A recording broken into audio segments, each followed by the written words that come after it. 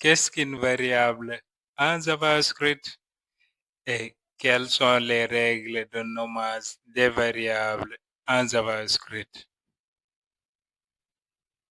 En JavaScript, les variables agissent comme des conteneurs pour stocker des données auxquelles vous pouvez accéder ou modifier tout au long de votre programme.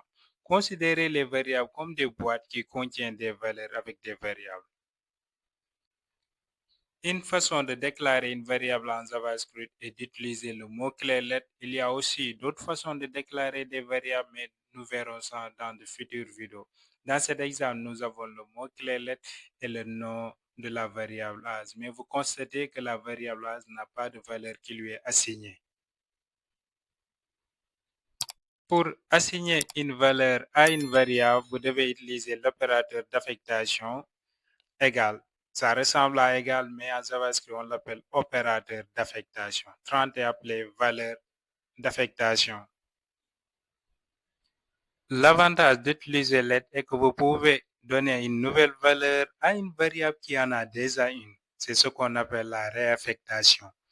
Maintenant, vous constatez que la variable as contient maintenant 35 et le mot-clé let n'est plus nécessaire car la variable as était déjà déclarée. Mais maintenant, comment bien nommer vos variables? Maintenant, il y a des règles à respecter. Maintenant, une variable, vous pouvez commencer par une lettre ou utiliser un camel case, c'est-à-dire un majuscule à chaque début de mot, sauf au premier, ou utiliser des chiffres à la fin, ou même utiliser des underscores, c'est-à-dire un tiré du bas. Maintenant, les nommages de variables à éviter absolument, c'est-à-dire commencer par une chiffre ou euh, ajouter un espace comme nom complet ou mettre un tiret du milieu ou utiliser des caractères spéciaux ou utiliser des mots-clés comme fonction retourne, if